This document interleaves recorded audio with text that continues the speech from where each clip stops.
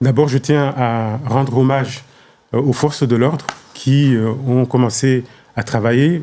Vous ne vous doutez pas de la débauche d'énergie que les forces de l'ordre font, notamment en allant faire des démantèlements de ces groupes.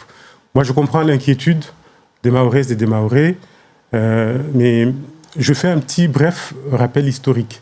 Nous en sommes là aujourd'hui parce que, vous vous souvenez, il y avait eu une opération Île Morte qui avait été organisée.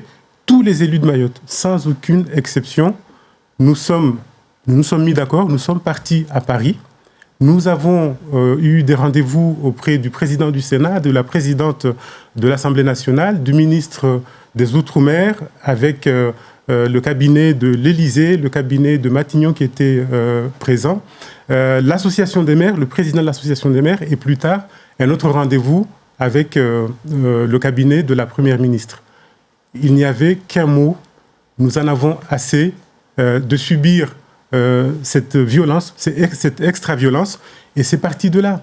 Donc moi, je ne connais pas d'élus à Mayotte, je ne connais pas de maire, je ne connais pas de conseiller départemental qui ne soit pas d'accord avec cette opération. Parce que cette opération, c'est la réponse apportée au gouvernement à cette revendication, aux revendications des Mahoraises et des Mahorais depuis de longue date, qui en avons marre de cette ultra-violence. Alors, est-ce que vous aussi, vous avez été surpris par la décision du tribunal judiciaire de suspendre la démolition de Talus 2 à Majicavo, comme on l'a entendu de certains élus? Là aussi, moi, je voudrais, comme je crois que c'est Mme Chebamana qui l'a dit, faire appel à l'unité. Nos ennemis, ce ne sont pas les élus.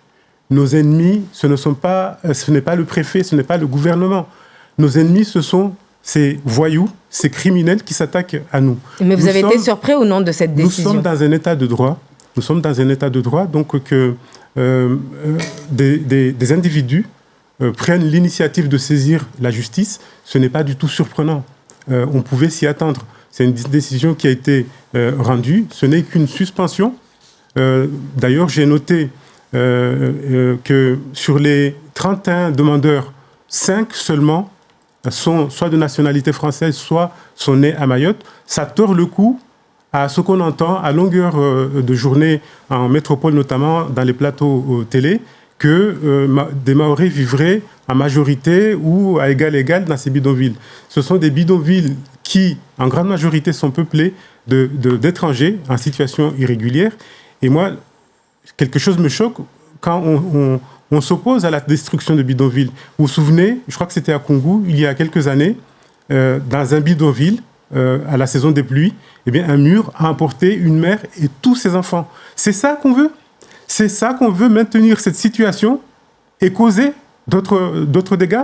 Ces bidonvilles sont tout sauf des lieux de sécurité. Et il faut absolument les démolir, il détruire. faut absolument le faire parce que la sécurité commence par ça.